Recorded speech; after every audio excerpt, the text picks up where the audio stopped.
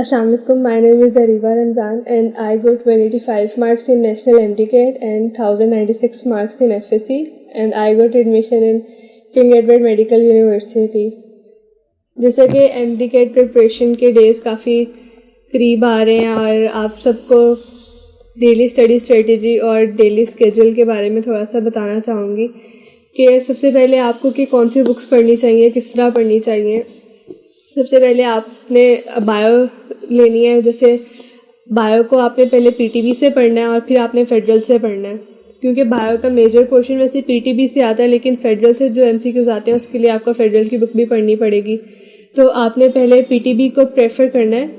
आपने पीटीबी पढ़ने के बाद जब आप फेडरल पढ़ेंगे तो फेडरल की जो लाइंस जो पीटीबी में लिखी हुई हैं तो वो आपने इग्नोर करते जाना है, और जो लाइंस एक्स्ट्रा होंगी उनको आपने अंडरलाइन कर लेना है और एट दी एंड आप अंडरलाइन कर लें या हाईलाइट कर लें। एट दी एंड आपके पास सिर्फ हाईलाइटेड लाइंस होंगी जो आपने पढ़नी होंगी, तो इससे आपका टाइम काफ़ी सेव होगा। उसके बाद केमिस्ट्री है। केमिस्ट्री के अंदर आपने पीटीबी की बुक को प्रेफर करना है कि पीटीबी की बुक पढ़ने के बाद अगर आपके पास टाइम बचता है तो आप फेडरल की बुक पढ़ें, लेकिन इतनी ज़्यादा ज़रूरत नहीं है केमिस्ट्री के लिए फेडरल की बुक पढ़ने की। और उसके बाद फ़िज़िक्स है। फ़िज़िक्स के लिए आपने सबसे पहले पीटीबी की बुक ही पढ़नी है और पीटीबी की बुक से सारा हो जाता है।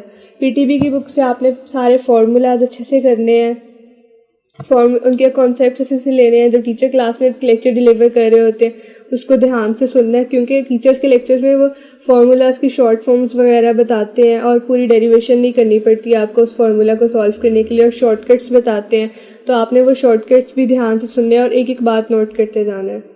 और फिज़िक्स का आपका इससे सिर्फ पीटीबी से भी हो जाएगा। उसके बाद लेक्चर्स लेने हैं। लेक्चर्स लेने के लिए आपने जो भी इंस्टीट्यूट ज्वाइन किया हुआ है, किप्स ज्वाइन किया, स्टेप ज्वाइन किया है, जो भी इंस्टीट्यूट में आप जा रहे हैं, तो आपने उनके लेक्चर्स अच्छे से लेने हैं। एक एक बात नोट करनी है, एक एक पॉइंट नोट करना है, क्योंकि वो पॉइंट्स काफ़ी इंपॉर्टेंट होते हैं और फिज़िक्स के लिए काफ़ी इंपॉर्टेंट होते हैं, क्योंकि उसमें शॉर्टकट्स वगैरह होते हैं, वो आपने अच्छे से याद कर लेने हैं। और फिज़िक्स के लिए आप ये भी कर सकते हैं कि आप हर चैप्टर के एंड पे एक फार्मूला शीट बना लें। आप हर चैप्टर के एंड पे जो फार्मूलाज उस चैप्टर में यूज़ हुए हैं उनको आप एक पेपर पे लिख लें और हर चैप्टर के एंड पे उसे पेस्ट करते जाएं। इससे जब आप एमसीक्यू सॉल्व करेंगे तो आपको सिर्फ वो फार्मूला शीट खोलनी पड़ेगी और आपके सारे आंसर्स आपके सामने आ जाएंगे और आपको बार बार पीछे से बुक खोल के फार्मूलाज नहीं ढूंढने पड़ेंगे, और इससे आपका काफ़ी सारा टाइम भी सेव होगा। इसके बाद आपने टेस्ट परफॉर्म करना है। टेस्ट परफॉर्म करने से पहले आपने सारे जो लेक्चर्स आपने जहाँ से भी पढ़ा है वहाँ से आपने सारे लेक्चर्स और नोट्स वगैरह से पढ़ लेना है, और उसके बाद आपने टेस्ट अटेम्प्ट करना है, ताकि आपको पता चले कि आपने कितना आपको आता है और कहाँ पे आप लैग कर रहे हैं, ताकि आप उसे पूरा कर सकें। और उसके लिए आपको चाहिए कि आप घर से टेस्ट अटेम्प्ट करके जाएं, क्योंकि आप टैब्स पे अगर प्रैक्टिस करेंगे तो जब आप सेंटर में जाएंगे पीएमसी के, वहाँ पे भी आपको टैब्स ही प्रोवाइड किए जाएंगे, तो आपके लिए ज़्यादा आसानी है कि अगर आप घर से भी टैब्स पे ही प्रैक्टिस करके जाएं। जब आप टैब्स से प्रैक्टिस करके जाएंगे, सुबह कॉलेज जाएंगे या अकेडमी जाएंगे, तो वहाँ जाकर आपने टेस्ट की डिस्कशन अच्छे से लेनी है, क्योंकि वो डिस्कशंस बहुत ही इंपॉर्टेंट होती हैं। अगर आपके टेस्ट में अच्छे मार्क्स नहीं भी आ रहे हैं, क्योंकि स्टार्टिंग में किसी के भी मार्क्स इतने अच्छे नहीं आते हैं, तो बच्चे डिसहार्ट हो जाते हैं कि मार्क्स अच्छे नहीं आ रहे हैं तो हम क्या कर सकते हैं, हमारा तो नहीं होगा एडमिशन। तो इस तरह नहीं होता। आप स्टार्टिंग में कम आएंगे तो बाद में अच्छे मार्क्स आना स्टार्ट होंगे। उसके लिए आपने टेस्ट अटैम्प्ट करके जाना है, लाजमी टेस्ट अटैम्प्ट करना है। अगर टेस्ट अच्छे से तैयार नहीं भी है फिर भी अटैम्प्ट करें, ताकि आपकी प्रैक्टिस हो जाए बार बार टेस्ट अटैम्प्ट करने की, वो नर्वसनेस निकल जाए जो आपको टेस्ट से पहले होती है।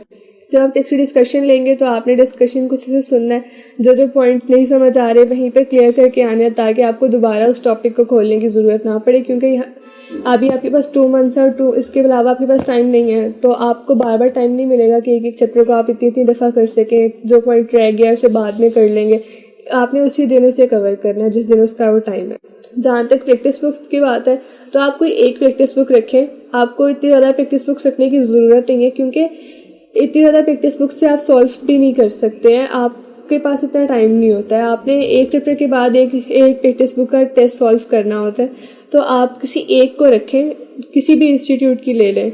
मैंने स्टेप की यूज़ की थी, स्टेप की भी अच्छी है, किप्स की भी अच्छी है, तो आप किसी की भी ले सकते हैं और आप उसको अटेम्प्ट करें। और उसको ज़्यादातर बेहतर है कि आप संडे को बैठ कर अटेम्प्ट करें, क्योंकि संडेज़ को आपके पास लेक्चर्स लेने का कोई नहीं होता, आपने लेक्चर्स नहीं लेने, अकेडमीज नहीं जाना, किसी कहीं नहीं जाना, घर में होना होता है और आप अच्छे से बैठ के और सारी प्रैक्टिस बुक को सॉल्व करें, पूरे वीक के टेस्ट सॉल्व करें और आप देखेंगे कहाँ कहाँ पे आप जहाँ पे आप लैग कर रहे हैं उससे कंपनसेट कर लें आप संडेज को। और जहाँ तक पास्ट पेपर्स की बात है, पास्ट पेपर्स आप अभी ना सॉल्व करें।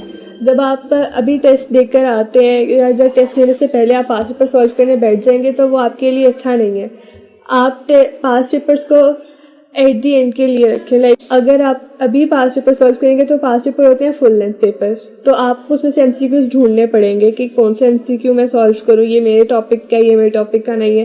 तो जब आपके फुल लेंथ पेपर्स होंगे, जो आपने टेस्ट सेशन जहाँ पर ज्वाइन किए हुए वहाँ पे, उससे एक दिन पहले आप पास्ट पेपर सॉल्व करें।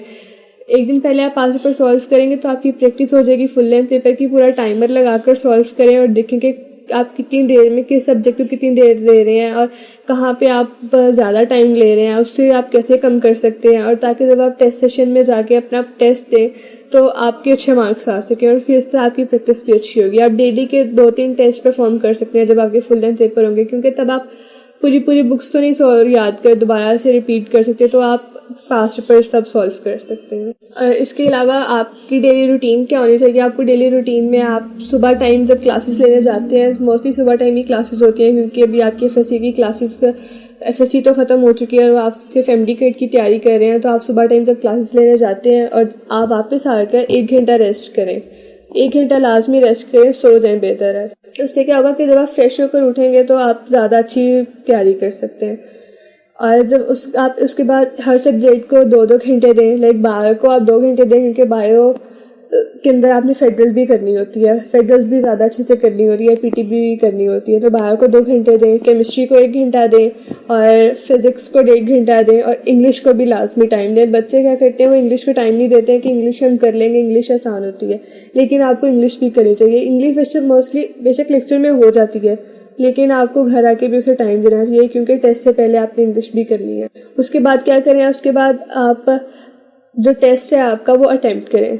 मैं क्या करती थी, मैं प्रैक्टिस बुक से सॉल्व नहीं करती थी टेस्ट से पहले, मैं पहले टेस्ट अटेम्प्ट करती थी और जब टेस्ट अटेम्प्ट करके नेक्स्ट डे जब सॉल्यूशन हो जाता था मैं प्रैक्टिस बुक्स को रखती थी संडे के लिए और मैं संडे को बैठकर सिर्फ प्रैक्टिस बुक सॉल्व करती थी ताकि मुझे पता चले कि मैंने पूरे वीक में कितना पढ़ा है। ठीक है, जब आप टेस्ट अटेम्प्ट कर लेंगे रात को और उसके बाद आप रात को जल्दी सोएं, लाइक आप 11 या 12 बजे तक सो जाएं और ताकि आप सुबह 7 बजे तक उठ जाएं। इतनी नींद आप लें, ज़रूर लें, क्योंकि ये ज़रूरी होता है। उसके अलावा साथ साथ आप अपनी कोई हॉबी रख सकते हैं, या आप कोई ड्रामास देखते हैं या कुछ और भी आप करते हैं, बुक्स पढ़ते हैं या कोई अलग सी हॉबी जिससे आपका माइंड डाइवर्ट हो सके थोड़ी देर के लिए स्टडी से, वो आप साथ साथ रखें और उसके लिए भी 1 घंटा दरमियान में रखें, या रात को टेस्ट अटेम्प्ट करने से पहले या टेस्ट अटेम्प्ट करने के बाद 1 घंटा रख लें। तो इस तरह आपका माइंड भी रिफ्रेश रहेगा और आप स्टडी से फेड अप नहीं होंगे और आप अच्छे से पढ़ते रहेंगे। और अपने आप को दूसरे से कंपेयर ना करें कि दूसरा बंदा 18 घंटे पढ़ रहा है तो मैंने भी 18 घंटे पढ़ना है, ऐसे नहीं होता। आपका अपना पेस होता है, आपको जितनी देर में चीज़ें याद हो रही हैं, अगर आप फास्ट लर्नर हैं तो आप जल्दी चीज़ें कवर करके बाकी टाइम आप रेस्ट कर सकते हैं, और अगर आप स्लो लर्नर हैं तो भी आपको 18 घंटे देने की इतनी ज़रूरत नहीं है क्योंकि इससे आपकी मेंटल हेल्थ भी अफेक्ट होती है। अगर एक नॉर्मल अमाउंट में पढ़ें, जिस तरह 1-2 घंटे के एक सब्जेक्ट को देके, वो बहुत मोर देन इनफ है। आप इस तरह पढ़ेंगे तो आप अच्छी तरह भी पढ़ सकते हैं और कम टाइम में आप ज़्यादा कवर कर सकते हैं अगर आप नींद पूरी करके पढ़ेंगे। अगर आपकी नींद नहीं पूरी होगी तो आप एक चैप्टर को 3-3 घंटे लेकर बैठे रहेंगे, वो फिर भी नहीं होगा।